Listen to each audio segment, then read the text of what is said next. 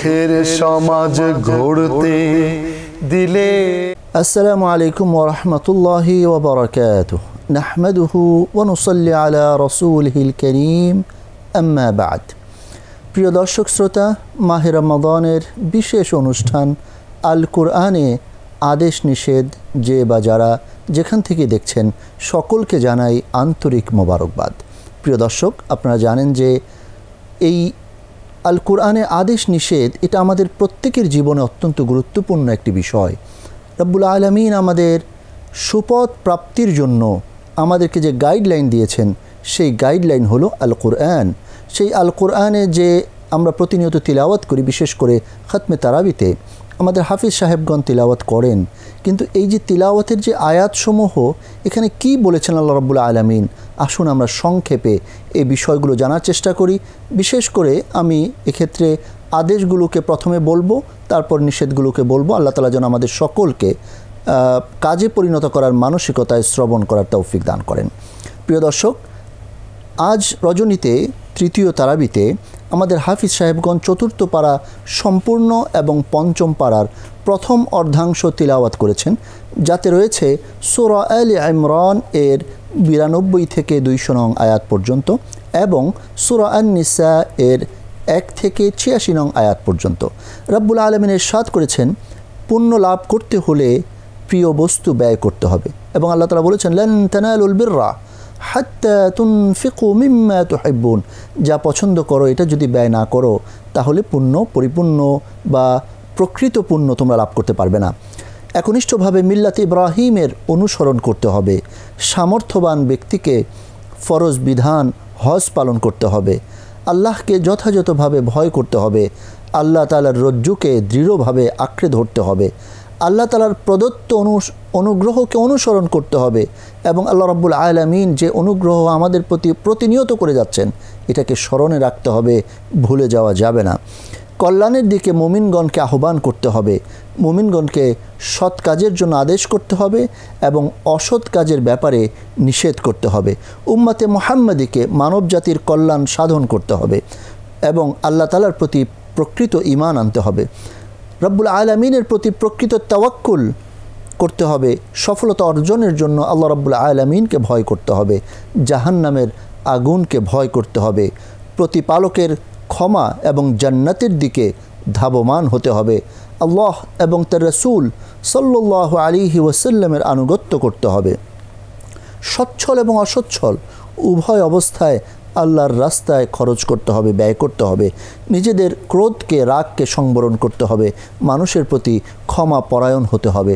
অশ্লীল কাজ যদি কেউ করে ফেলে তারপরেও সে আল্লাহ রাব্বুল আলামিনকে স্মরণ করতে হবে, তার কাছেই তওবা করে ফিরে আসতে হবে।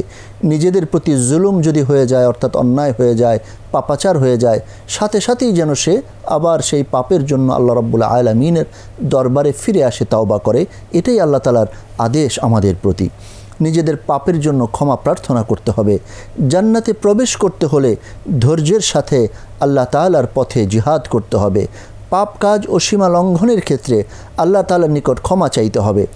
আল্লাহ তাআলার নিকট কাফিরদের বিরুদ্ধে সাহায্য চাইতে হবে। মুমিনদের সাথে বিনম্র আচরণ করতে হবে। মুমিনদের যদি কোনো ভুল ত্রুটি হয়ে যায় পারস্পরিক, এ ব্যাপারে একজন আরেকজনকে ক্ষমা করতে হবে।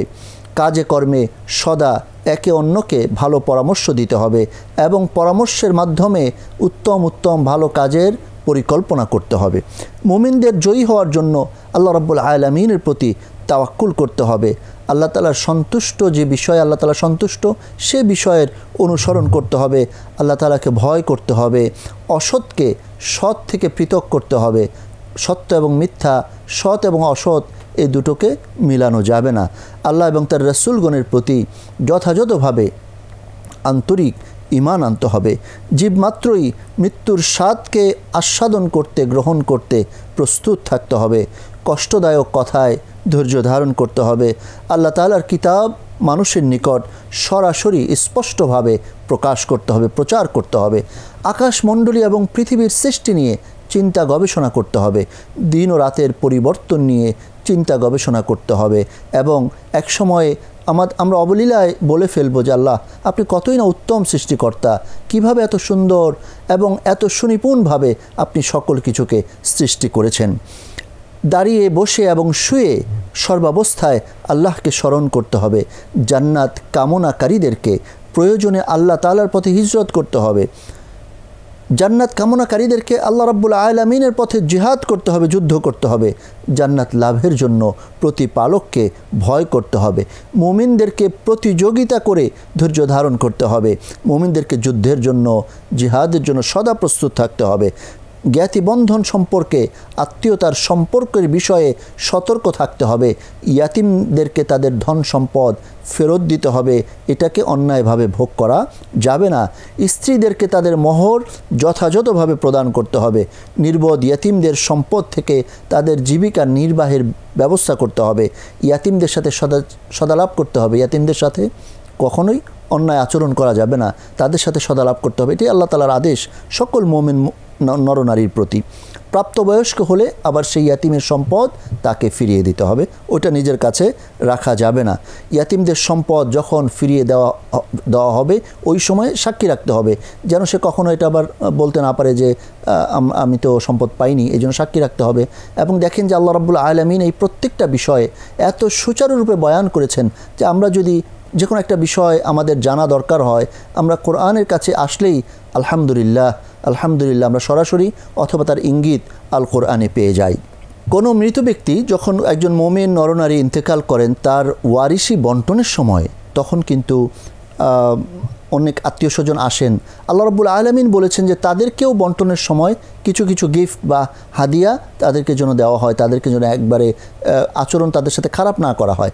রাব্বুল আলামিন সুন্দরভাবে এই ওয়ারিসি বন্টনের বিষয়টি বয়ান করেছেন। সম্পত্তি বন্টনকালে যারা উপস্থিত আত্মীয় স্বজন, ইয়াতিম, মিসকিন, তাদের সাথে সদালাপও করতে হবে এবং তাদেরকে কিছু গিফটও দিতে হবে। ইয়াতিম এবং মিসকিনদের ব্যাপারে আল্লাহকে ভয় করতে হবে। মৃত্যু পরবর্তী ওসিয়তের বিধানকে কার্যকর করতে হবে। অর্থাৎ যদি কেউ ওসিয়ত করে, আসলে ওসিয়তের বিষয়টি আমাদের মৃত্যুর সময়ে বা মৃত্যুর আগে একজন ব্যক্তি ওসিয়ত করে থাকেন, যদি তার সম্পদের ব্যাপারে ওসিয়ত করেন তাহলে অবশ্যই তাকে 1/3 বেশি ওসিয়ত করা উচিত না সুন্নাহ মোতাবেক। আর যদি অন্যান্য কোনো দিনই বিষয় থাকে, যেমন আমার জানাজা কে পড়াবে, আমাকে কোথায় মাটি দিবে, এই সহজ বিষয়গুলো যদি বলে যান তাহলে সম্ভব হলে এটাকে অনুসরণ করতে হবে। আর যদি কঠিন হয়ে যায়, যেমন অন্য দেশে তাকে নিতে হবে, স্থানান্তর করতে হবে, বা এরকম বিভিন্ন বিষয় যদি কঠিন হয় তাহলে সেক্ষেত্রে যদি অসম্ভব হয়ে যায় তাহলে ওটা মানা যাবে না, মানতে পারবে না। কিন্তু স্বাভাবিক ওসিয়ত যেগুলো আছে সেগুলো মানার চেষ্টা করবে। আর সম্পদের ব্যাপারে যে ওসিয়ত আছে সেটা সুন্নাহ মোতাবেক 1/3 পর্যন্ত সেটাকে কার্যকর করতে হবে। জান্নাতে যেতে হলে আল্লাহ এবং তার রাসূলের আনুগত্য করতে হবে। ব্যভিচার প্রমাণের জন্য 4 জন সাক্ষী উপস্থিত করতে হবে। ব্যভিচারে লিপ্ত হলে নারী পুরুষ উভয়কে শাস্তি দিতে হবে। স্ত্রীদের সাথে সৎভাবে জীবন পরিচালনা করতে হবে। আমাদের স্ত্রীরা আমাদের জন্য আভরণ, এবং স্ত্রীদেরকে রব্বুল ইজ্জাত ওয়াল জালাল আমাদের জন্য প্রশান্তির জায়গা বানিয়েছেন। সুতরাং স্ত্রীদের সাথে যেন উত্তম আচরণ করি এবং নারীরাও তাদের স্বামীদের সাথে উত্তম আচরণ করবে, এটাই আল্লাহ তাবারাকা ওয়া তাআলার নির্দেশনা আমাদের প্রতি। যে সকল স্ত্রীগণ তাদের জন্য একটা নির্ধারিত মোহর থাকে, সেই মোহরকে আল্লাহ রাব্বুল আলামিন বলছেন যথাযথভাবে আদায় করতে হবে। মোহরটাকে অনেকেই করে কি নিয়ত করে যে আমি মোহরটাকে কখনো দিব না, এই কাজটা করা যাবে না। রব্বুল আলামিন আমাদের জন্য আদেশ করেছেন ওয়াআতুন নিসাআ সাদুকাতিহিন্না নিহলা, তোমরা যথাযথভাবে নারীদেরকে, তোমাদের স্ত্রীদেরকে তাদের মোহরটা প্রত্যর্পণ করে দাও, তাদেরকে দিয়ে দাও। হ্যাঁ, যদি ওনার পক্ষ থেকে কিছুটা আমাদেরকে ছেড়ে দেন, পুরুষকে ছেড়ে দেন, স্বামীকে ছেড়ে দেন, তাহলে তিনি সেটা খুব সানন্দে গ্রহণ করতে পারেন। কিন্তু তার মোহর, তার হক, তার প্রাপ্য তাকে বুঝিয়ে দিতে হবে। পারস্পরিক সম্মতিতে ব্যবসা করতে হবে। কবিরা গুনাহ থেকে বেঁচে থাকতে হবে। আল্লাহ তাআলার নিকট তার অনুগ্রহ কামনা করতে হবে। অঙ্গীকারকৃত ওয়ারিসদের তাদের অংশ প্রদান করতে হবে। পুরুষকে নারীর অভিভাবকের ভূমিকায় অবতীর্ণ হতে হবে। অর্থাৎ পুরুষরা রিজালু কাওয়ামুনা আলান নিসা, পুরুষরা নারীদের প্রতি কর্তৃত্ববান হবে। এটাই রব্বুল আলামিনের সৃষ্টির বিধান। এটাকে বজায় রাখলেই সমাজের শান্তি শৃঙ্খলা বজায় থাকবে। স্ত্রীদের অবাধ্যতার আশঙ্কায় তাদেরকে সদুপদেশ দিতে হবে। যদি কখনো তারা সেই সদুপদেশ না মানে, তাহলে স্বামী এবং স্ত্রীদের বিরোধ যদি লেগে যায়, তাহলে উভয় পরিবার থেকে সালিশ নিযুক্ত করতে হবে। আল্লাহ রাব্বুল আলামিনের ইবাদত করতে হবে। পিতামাতা, আত্মীয় স্বজন, ইয়াতিম মিসকিন, নিকট ও দূর প্রতিবেশী, সঙ্গী সাথী, মুসাফির ও অধীনস্থ দাস দাসীদের প্রতি সদ্ব্যবহার করতে হবে। পানি পাওয়া না গেলে পবিত্র মাটি দ্বারা তায়াম্মুম করতে হবে। প্রত্যেক হকদারকে তার আমানত প্রত্যার্পণ করতে হবে। আমানতের খেয়ানত করা যাবে না। ন্যায় পরায়ণতার সাথে বিচার কার্য পরিচালনা করতে হবে। আল্লাহ এবং তার রসুল এবং উলুল আমরের আনুগত্য করতে হবে। মোমিনদের মাঝে যদি পরস্পরের দ্বন্দ্ব সৃষ্টি হয়, তাহলে আল্লাহ রাব্বুল আলামিনের বিধানের দিকে এবং প্রিয় নবী মুহাম্মদুর রাসূলুল্লাহ সাল্লাল্লাহু আলাইহি ওয়াসাল্লামের সুন্নতের দিকে ফিরে যেতে হবে। কোরআন কি বলে, সুন্নাহ কি বলে, এটাই তখন মানতে হবে। মুনাফিকদেরকে উপেক্ষা করতে হবে। আল্লাহ তাআলার নির্দেশ অনুযায়ী রাসূলের আনুগত্য করতে হবে। মুমিন হতে হলে রাসূলের বিচার ফয়সালা মান্য করতে হবে। অর্থাৎ কেউ যদি রাসূলুল্লাহ সাল্লাল্লাহু আলাইহি ওয়াসাল্লামকে ফয়সালাকারী মনে না করে, তাহলে তার ঈমান পরিপূর্ণ হবে না। সুতরাং ঈমান যদি পরিপূর্ণ করতে হয়, তাহলে নবী আলাইহিস সালামের ফয়সালাকেও অবশ্যই অন্তরের অন্তঃস্থল থেকে মেনে নিতে হবে। জান্নাতে নবী সত্যনিষ্ঠ, শহীদ ও সৎকর্মপরায়ণদের সাথী হতে হলে আল্লাহ এবং তার রাসূলের আনুগত্য করতে হবে। যুদ্ধে মুমিনদেরকে সতর্ক থাকতে হবে। যুদ্ধে মুমিনদের পৃথকভাবে দলে দলে অথবা একসঙ্গে অগ্রসর হতে হবে। আখিরাতের বিনিময়ে পার্থিব জীবনকে বিক্রি করতে হলে আল্লাহর পথে জিহাদ করতে হবে। অর্থাৎ যদি আখিরাতে ভালো কিছু চাই, তাহলে এই পার্থিব জীবনকে আল্লাহর পথে বিক্রি করে দিতে হবে। অত্যাচারীদের হাত থেকে অসহায় নরনারী ও শিশুদেরকে রক্ষার জন্য আল্লাহর পথে জিহাদ করতে হবে। শয়তানের বন্ধুদের বিরুদ্ধে জিহাদ করতে হবে। মুনাফিকদেরকে উপেক্ষা করতে হবে। আল্লাহ তাআলার প্রতি তাওয়াক্কুল করতে হবে। কোরআন সম্বন্ধে অনুধাবন করতে হবে। অর্থাৎ কোরআন অনুধাবন করতে হবে। এটাকে ভালো মতো বুঝতে হবে, হৃদয়ঙ্গম করতে হবে। আল্লাহ তাবারাকা ওয়া তাআলা আমাদের জন্য কী রেখেছেন এই কোরআনে, এটা জানার চেষ্টা করতে হবে। মোমেনদেরকে জিহাদের জন্য উদ্বুদ্ধ করতে হবে। অভিবাদন তথা সালামের জবাব অনুরূপ অথবা তদাপেক্ষা উত্তমভাবে দিতে হবে।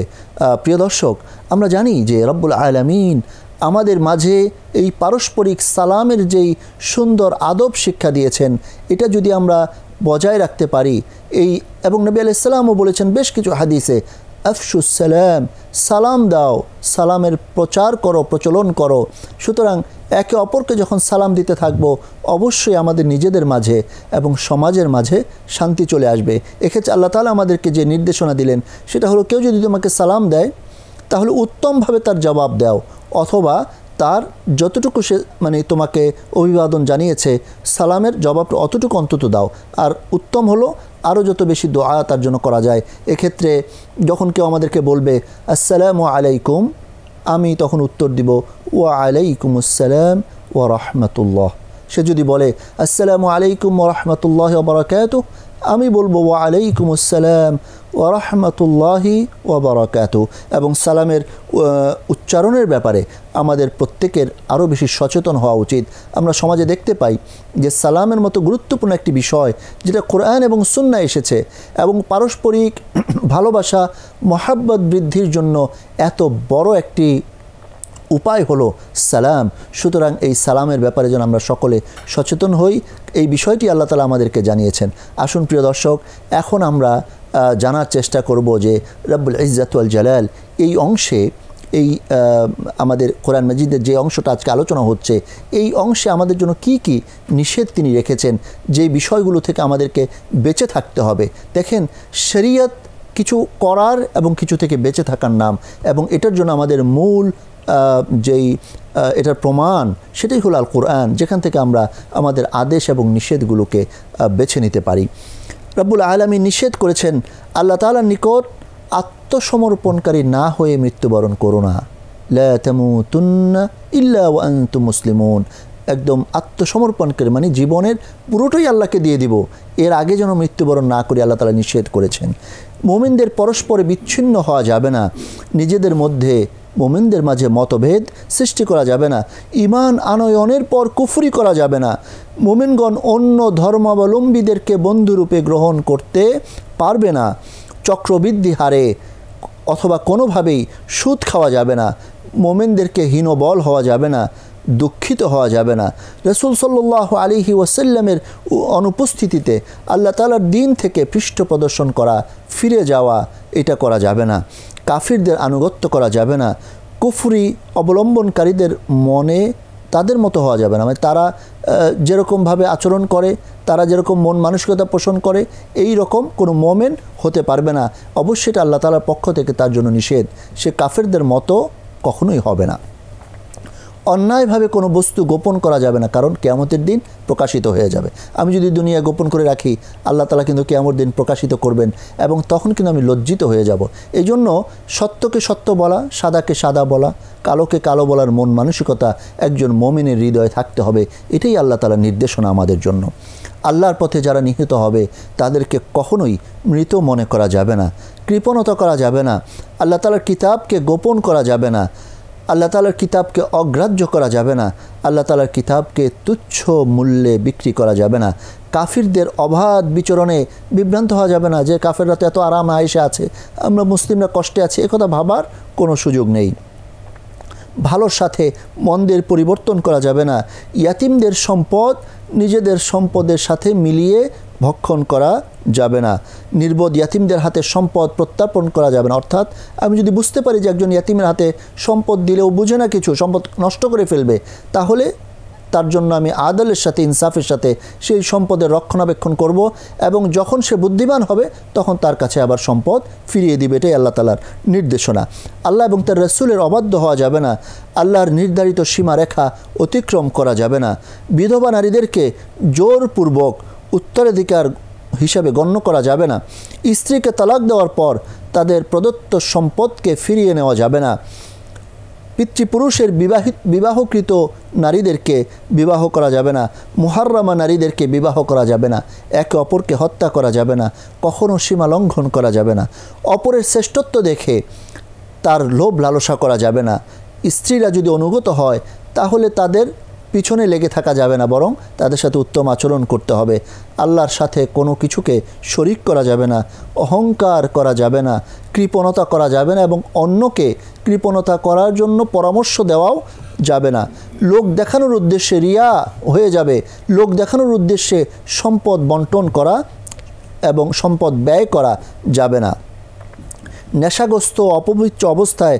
সালাত আদায় করা যাবে না, আল্লাহ তাআলার সাথে এবং কোনো তাগুতকে, আল্লাহ বিরোধী শক্তিকে কখনোই শিরক করা যাবে না, তাগুতের কাছে বিচার প্রার্থী হওয়া যাবে না, মুনাফিকদের ন্যায় নেক আমলে গড়িমসি করা যাবে না, জিহাদের নির্দেশ শুনে কোনো মানুষকে ভয় করা যাবে না, বরং আল্লাহকেই ভয় করতে হবে। প্রিয় দর্শক, আমরা আজকে শুনতে পারলাম কোরআন মাজিদে রব্বুল ইজ্জত ওয়াল জালাল আমাদের জন্য এই অংশে কি কি আদেশ এবং নিষেধ রেখেছেন। সুতরাং আসুন আমরা সকলেই এই বিষয়গুলোতে সচেতন হই এবং মানার চেষ্টা করি, কারণ এই রব্বুল আলামিনের আদেশ নিষেধ মানার ভিতরেই আমাদের জীবনের চরম সফলতা নিহিত রয়েছে। সুতরাং আল্লাহ তাআলার দরবারে আমরা আবেদন করি রব্বুল আলামিন যেন আমাদের সকলকে নেক আমলের জিন্দেগি গঠন করার তৌফিক দান করেন এবং মাহে রমাদানের পরিপূর্ণ ফজিলত যেন আমরা সকলেই লাভ করতে পারি, সেই তৌফিক যেন আল্লাহ তাআলা দান করেন। ওয়া আখিরু দাওয়ানা আনিল হামদুলিল্লাহি রাব্বিল আলামিন। ওয়াসসালামু আলাইকুম ওয়া রাহমাতুল্লাহি ওয়া বারাকাতুহু।